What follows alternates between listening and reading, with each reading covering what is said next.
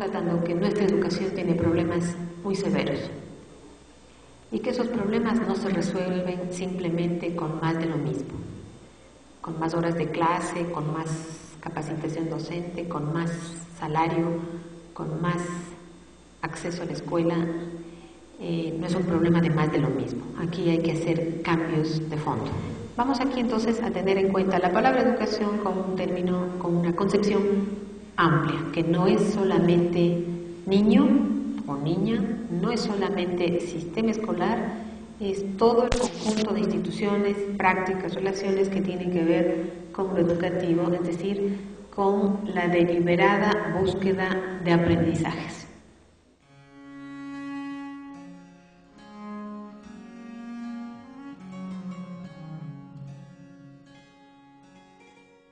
Hoy en día la consigna principal que venimos comprándonos, repitiendo, muchas veces sin pensar, es el alivio de la pobreza. El Banco Mundial, entre otros organismos internacionales, viene impulsando en los llamados países en desarrollo, o sea, los países pobres de la periferia, el sur, viene impulsando el alivio de la pobreza. Hace 20, 30 años no estábamos en esa situación, no hablábamos de aliviar la pobreza. En todo caso se hablaba de erradicar la pobreza, no de aliviarla, no de mejorarla, no de reducirla, de erradicarla. Se hablaba de justicia social, se hablaba de desarrollo.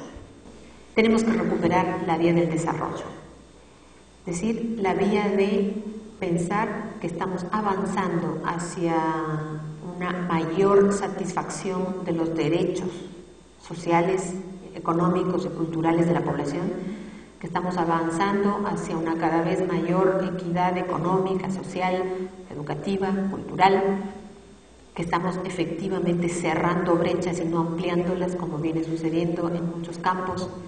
Tenemos que volver a recuperar ese ideario de que lo que nos viene más adelante, si trabajamos en pos de ello, es el bienestar de todos, no el bienestar de una minoría. El desarrollo de las personas es finalmente lo que importa. Y en esto la educación juega un rol fundamental.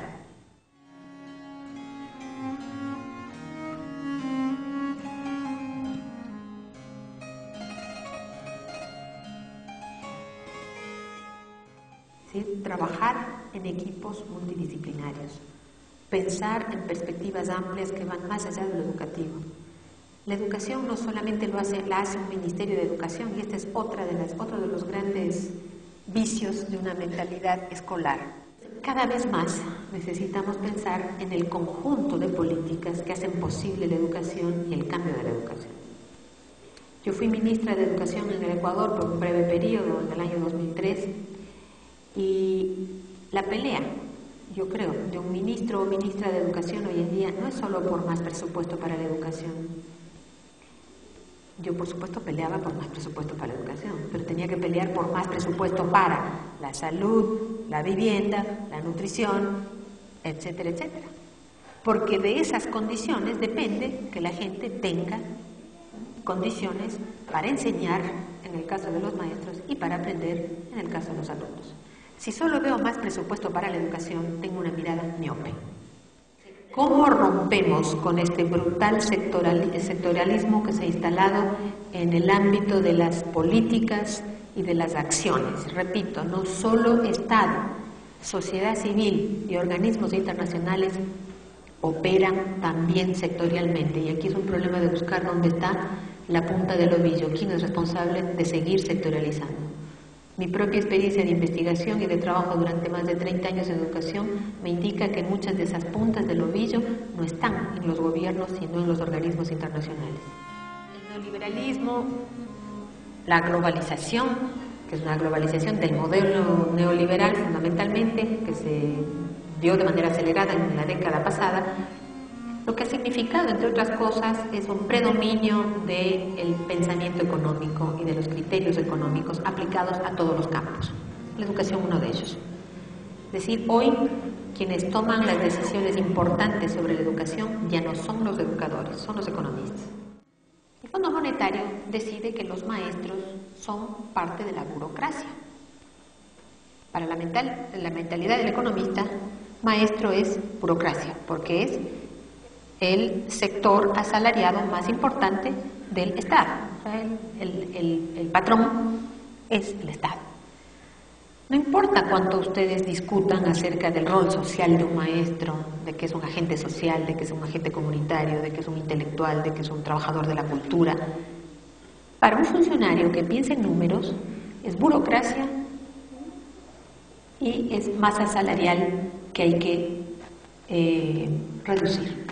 Para ver esto, hay que tener una visión integral de la educación. Hay que volver a captar la visión integral de la educación que solíamos tener. Sin embargo, hoy, por ejemplo, la evaluación está centrada en estos esquemas lineales insumo-producto.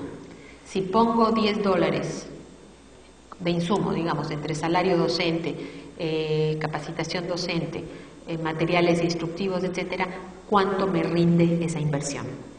Y el cuánto me rinde se mide, hoy ya no tiene ningún sentido incluso medir así, se medía hasta hace poco por el Banco Mundial como cuánto mejora la capacidad de ingreso de la persona a medida que avanza su escolaridad. Bueno, hoy como no hay trabajo, ya ni siquiera puedo medir ese indicador, o sea, no le mejora nada, porque no hay trabajo. ¿Cómo mido la dignidad de la gente? ¿Cuál es el indicador que me mide la dignidad de la gente? ¿Cuál indicador me mide la alegría de la gente, la satisfacción, la autoestima? No tenemos indicadores para eso. Entonces, no me puedo ceñir a indicadores económicos para medir los resultados y los impactos del conocimiento, de la educación. Cooperación es el término oficial, o ayuda oficial al desarrollo es también como se llama, AOD. Bueno, hoy esta cooperación internacional también necesita una mirada crítica. En la década de los 90, las reformas educativas en todos nuestros países se hicieron con préstamos internacionales y con asesoría internacional muy cara. Y esto es Banco Mundial, BID en esta región. Nadie sabe en qué se gastó ese dinero. Nadie preguntó tampoco. Aquí hay debilidades muy serias de ciudadanía. Nadie pregunta. A pesar de que ustedes lo pagan, no preguntan. ¿En qué se gastó mi plata? El préstamo es una cosa, pero hay otra ayuda que es una ayuda que aparece como la buena, la de la donación, la cooperación que no presta, que no es reembolsable, sino que regala. En realidad también esta tiene problemas. La llamada ayuda bilateral entre países es también, por lo general, una ayuda que se llama atada o ligada. Tomemos el caso de España, yo sé que está acá el representante de la OEI.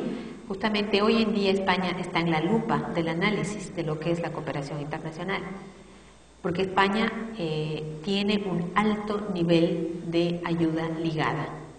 El 50% de la ayuda que da España retorna a España. ¿Bajo qué forma? Bajo la forma de recursos humanos que se contratan en España a empresas españolas o a ONGs españolas y de compra de insumos a España. Esto es lo que se llama ayuda atada. Esto es lo que vienen practicando la enorme cantidad de países del norte cuando hacen ayuda oficial para el desarrollo, ayuda atada. Hay un tema que además es muy complicado y es el de el paralelismo y el protagonismo de las agencias internacionales que no coordinan entre ellas. Mientras que a los países nos piden coordinación, colaboración, etcétera, las propias agencias a menudo pecan de problemas muy severos de coordinación y de colaboración. Y esto tiene repercusiones negativas y muy graves en nuestros países.